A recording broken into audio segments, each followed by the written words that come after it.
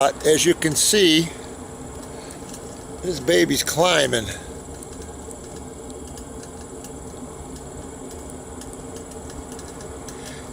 And I've already seen it past 600 degrees. Within a couple drops, she really takes off.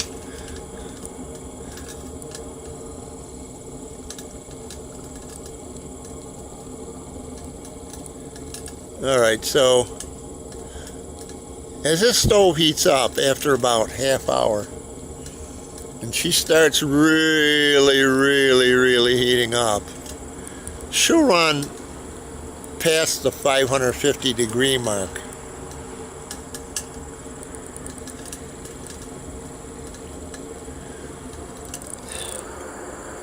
Hey, burning pretty clean.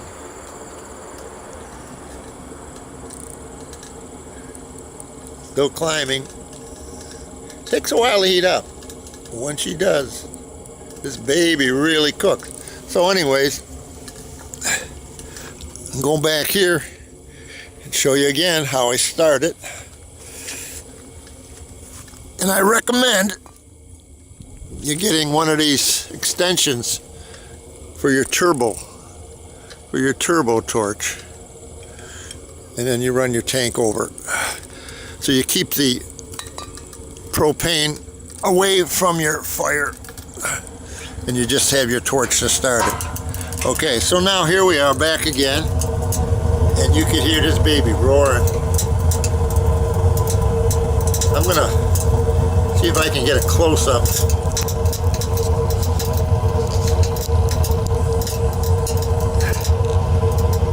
And you don't see no fire. That's the little hole that I started with. And I say I got 1/4 inch holes about 1 inch from the bottom, 1 inch spaced all the way around this cast iron stove.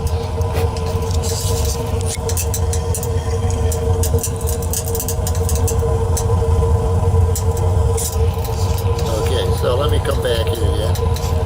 And then I put lava rock around the cast iron frying pan, which I cut the handle on. Okay, so we're going to close the door back up, and still dripping through. Still dripping through. Okay, one more time, I'm going to show you how much he's putting out. I mean drips now, I'm not talking no gallons. That's it. Little bubble in there, couple drops.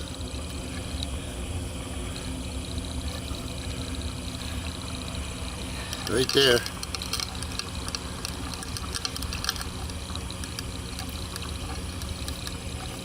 About 6 to 8 hours on a gallon. And we're going to come back here again and check the temp. Whoa, baby. Yeah, just what I said. Taking off. That's what I'm talking about. Look at that. Wow, she's going past 500 degrees and we're heading towards 550. Yeah. There she goes. 550. Look at that. Okay, now let me explain something to you here. Let me explain something. You had this in the greenhouse, and obviously I had a coil, hot water coil pipe through here. That's why it's bigger opening, but it would be tighter. You could take a box fan and put it on low on the back of this garbage can, and you're going to be heating the greenhouse because this is hot now. Oh, ow, that baby's hot, boy. And you're going to use this as your heat exchanger, and you're going to blow hot air into the greenhouse. And obviously you could have it thermostatically controlled. You don't want to cool this bottom section down on this 55-gallon drum, okay? Because what you're doing is, it's very warm in here, and what you're doing is you're taking the hot air that's inside the 55-gallon drum, and you're helping to burn the fuel oil, because hot air is getting drawn into the chamber and is burning much more efficiently. So what you could do too in the greenhouse, if you wanted to, is you could take and stagger bricks. Start from here, come all the way around, end up on this other end here, and stagger them and put bricks up against here. And that would act as a storage. And that would actually insulate the tank and keep the cold air from hitting the tank. And then what would happen would be, it would be even more efficient probably, because you would be heating this inside of this chamber here even more. You want to blow cold air on the heat chamber, the 55-gallon drum. You don't want to blow your air on there, because if you do, you'll cool the effect of this fuel oil blend being gassed. What you're doing is you're gassing the fuel oil. You're turning it into a gas to burn it. So let's go check the temperature again. Man, this thing is cooking. And okay, wow. She went past 550. Coming back down. And that's really hot. So the thing is, you don't want to cool the bottom of the 55-gallon drum down. You don't want to cool it down. You want to have it as hot as ever inside here. Listen to that baby roar. Absolutely no smoke in there at all. No smoke in there at all. So this fitting from 4 to 6 fits right on top of the cast iron pipe, and it's a real good tight fitting on there. Okay, so anyways, I'm going to close this back up, but you want to keep it nice and hot in here. So taking hot air going inside the chamber and turning that fuel oil into gas. You're gassing it, and that's the secret. Close this baby back up. Okay, so yeah, she's still dripping. It's still dripping.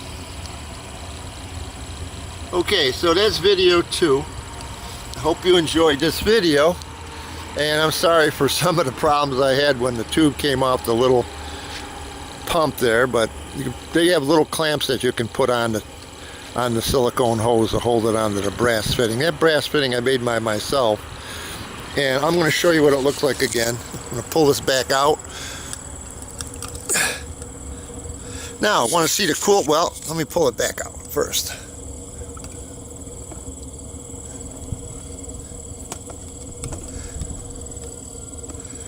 A little pump here.